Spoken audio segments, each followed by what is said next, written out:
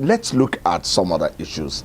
The People's Democratic Party seems to have a huge number of people that want to contest, a number of aspirants. Do you think this will be positive for them in the end? Don't you think that this might have some sort of side effects in the end? Yes, realistically speaking, you expect that in this type of scenario where we have a lot of contestants, that it should be a plus for the party because of the followership that those contestants will bring into the party. But knowing the human terrain, that a lot of these candidates are such that if they don't get the ticket and they are not negotiated with, they might have to jump ship after the convention of the party. So it is not unlikely that this could portend more negative than positive for the party. So one just hope that the party will be strong enough to put its feet down and insist that, look, the due process has been followed. Whoever is not ready to abide with the outcome of the party, you're free to do whatever you want. Do you see Saraki emerging as a preferred choice, or an Atiku Abubakar? Atiku has been doing a lot in terms of campaigning, traversing the length and breadth of the country. Well, I won't want to put my finger on anybody now. I expect that they'll go through the normal procedures of the party, and whoever the party members, maybe through direct primary or through indirect. No, I think they are doing indirect. Whoever emerges through that process, so long as the process is transparently fair, free and credible, I expect because even right now, the party has rolled out the riot act that people must sign, that you abide, So I want to believe that the party should not limit itself to that. The party should also open up the window such that people who are aggrieved can, assess the window of the disciplinary procedures within the party to seek redress. So it is not unlikely that anybody can emerge. I just hope that the templates will be free and fair, that there will be no undue advantage. Now let's look at the current entrant into the race, David Mark. Did it surprise you? Well, I am not surprised. Why? But I recall the name David Mark with sadness in our political history.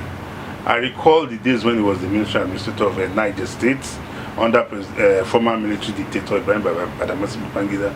I also recall when he was the Minister for Communications, and he said telephone is not for the poor.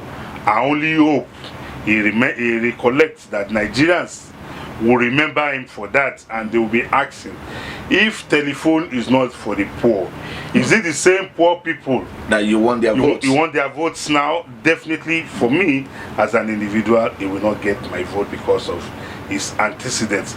But be that as it may be, this is a democracy, and we also have the responsibility as public watchers to regale the public with the antecedents of these aspirants, such that the people will not be misled.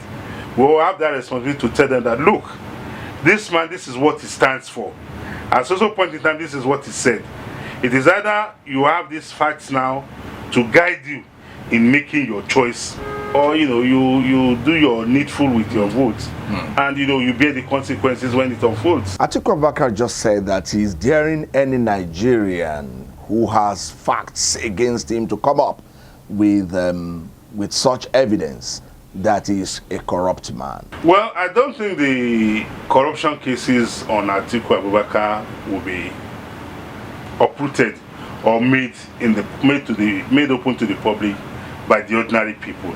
It is the responsibility of the state to do that, because if somebody is alleged to be corrupt, that is an offense against the state rather than an individual.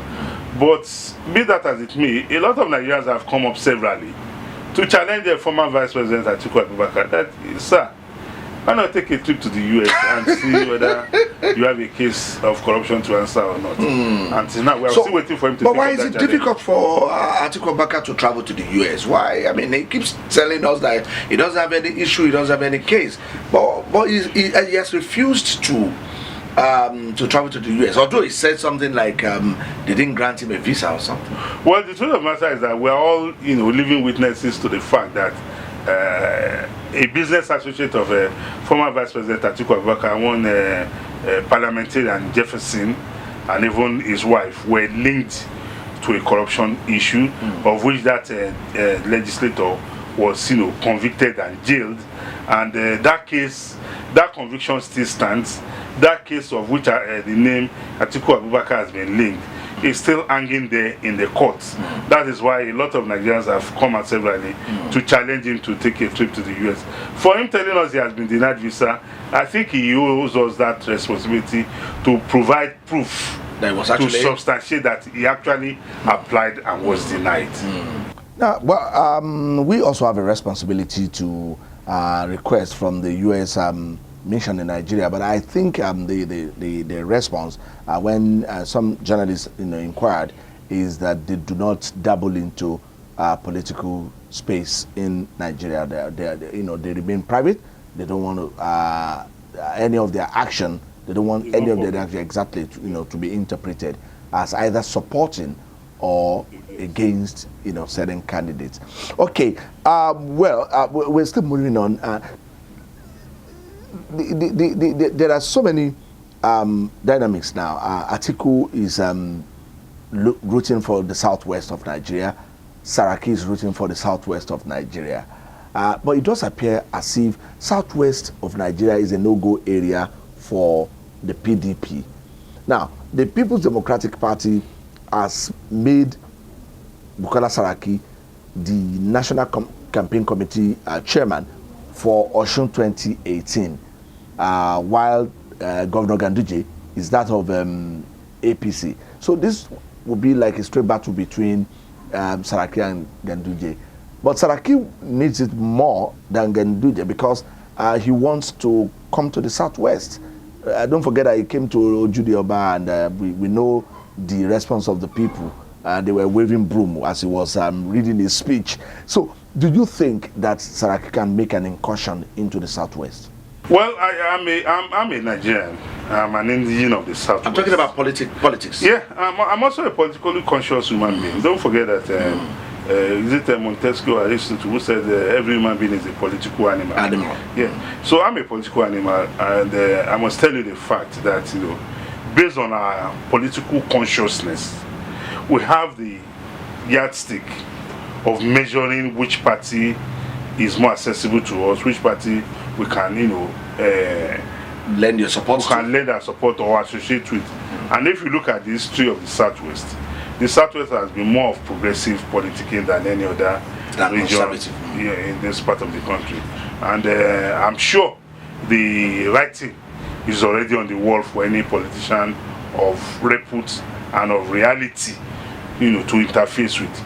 That the Senate President Bukola Saraki is one Nigerian politician that his antecedents speaks volumes for him. If you recollect his role as the owner of a Society General Bank, as the MD, Trade Bank, and Savannah Bank, or what other bank, that these are tales of woes and anguish for the ordinary Nigerian. And the people of the Southwest are very, very much conscious of this, and it's very, very sure they hardly forget things like that. It's natural that when somebody is coming from a sordid past, you have to be convinced beyond reasonable doubt that that person has become a born again before you threw your heart into the ring with him.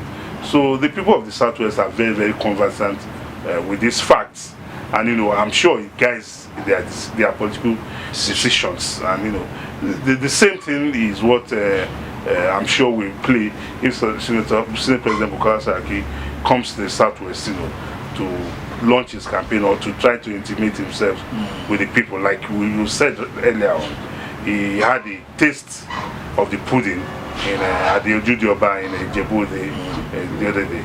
Yeah, when it was delivering, everybody was just waving their broom. The broom at him, yeah. It was like a broom revolution. Yes, they were telling me when it was there. Okay, what about Atiku Abubakar? You know, he is very conversant with the Southwest. They know him, he knows them. He's married to a daughter of the South. Yes, so they know him, he knows them. Yeah. And but do you think that this will help him? And don't also forget that Afedi Ferry has kind of endorsed him. Well, the truth of the matter is that these groups you mentioned, these are groups that exist only in the sitting room of some people. The average man or woman from the Southwest does not have any affiliation with this group. And also, don't forget the antecedents of this group with the past administration. They supported Jonathan. Yes, you know, it was, you know, we know what transpired between them and the former president. But be that as it may, I wish Alhaji Atiku Abubakar the best of luck. But I know very well Alhaji Atiku Abubakar in his heart of hearts know the people of the Southwest, and he knows where they will pitch their tents. Why people venture into politics ignoring the political undercurrents of the environment is what I cannot rationalize. That is the truth. Well, you know, politicians, like they describe them, are incurable optimists. Well, let's hope so. Let's hope so. So on that note, I want to thank you for coming on the GA Factor, this edition, Mr. Nelson Ekujumi. And I know that, you know, we're watching, and some other issues will be coming up, and we will subject them to analysis. Thank you. It's a pleasure. It's a pleasure. I always be here.